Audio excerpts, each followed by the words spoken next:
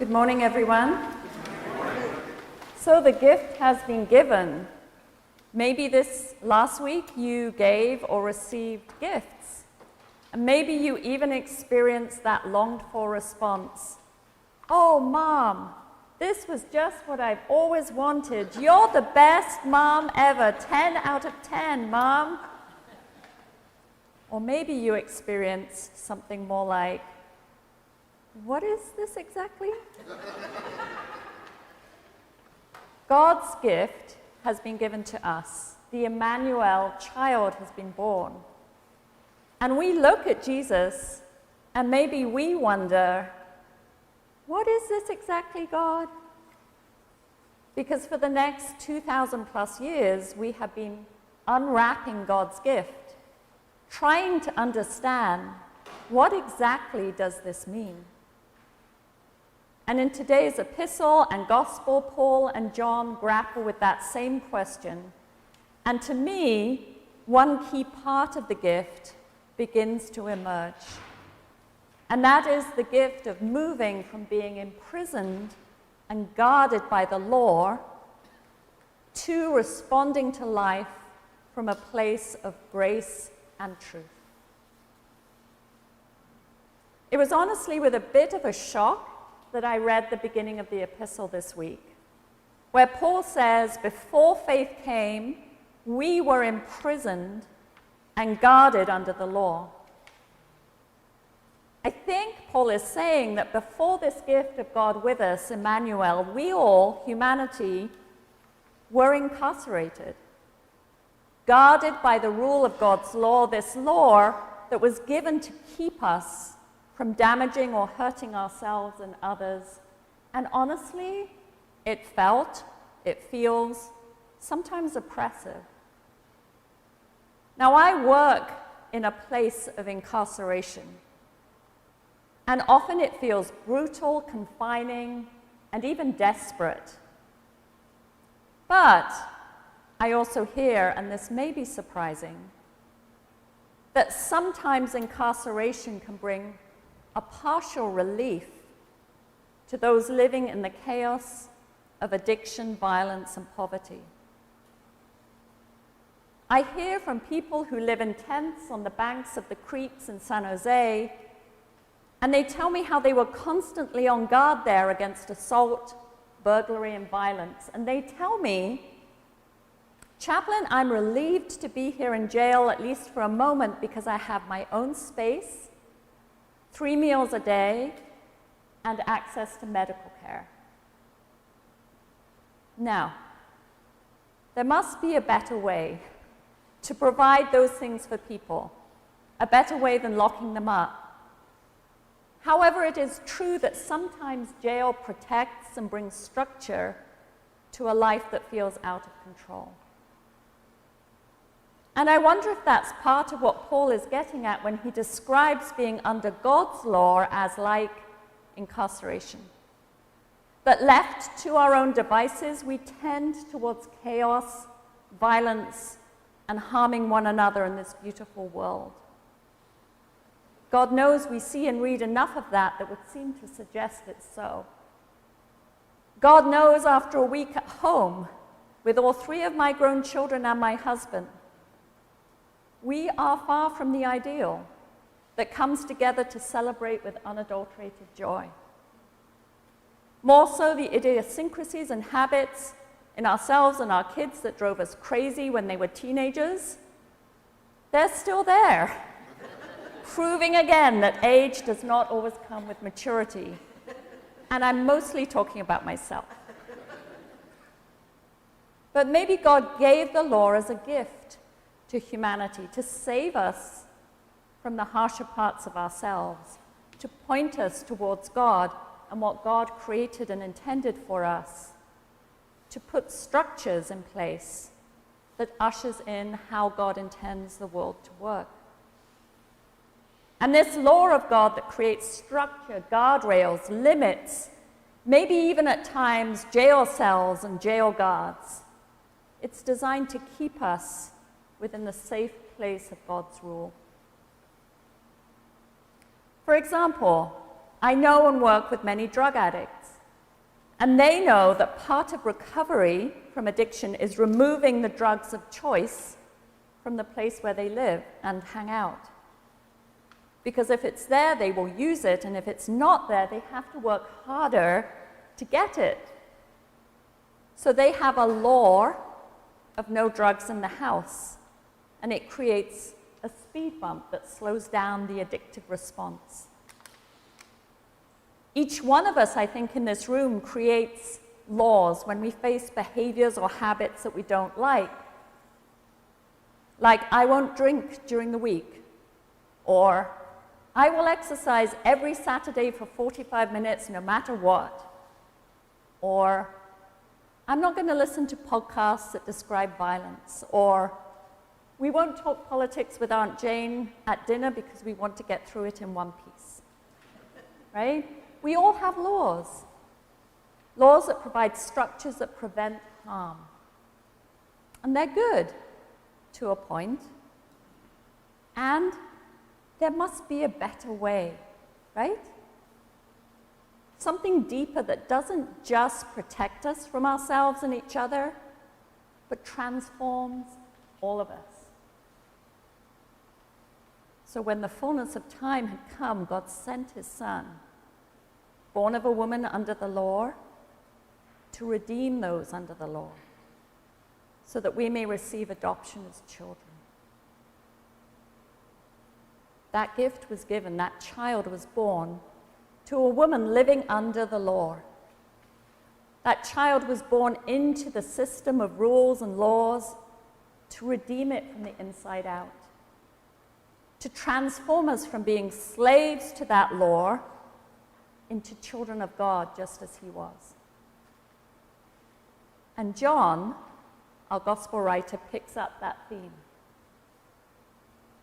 John writes, "In the beginning was the Word, and the Word was God," describing Jesus, because part of who Jesus is the Word, including the law of God. But that is not all that the child is, because this child also embraces the creative force of God, the bringing of being into of all that is, including light, including you, and including me. And this child shows us that fullness of God, not only as lawgiver, but also as grace giver. Grace, the unmerited favor of God, the love that a parent has for a child, no matter what they do. And this child, this gift, invites us to break out of jail, to break out of the cell of the law and live as beloved children in the house of God. To try and make this a little more tangible, John, who is not known for being tangible, gives us what I believe is one of the most profound descriptions of who Jesus is and what Jesus asks of us in his image. And John uses this phrase twice in the reading we had today, that Jesus came full of grace and truth. Now that is a gift that you will unwrap for the rest of your life.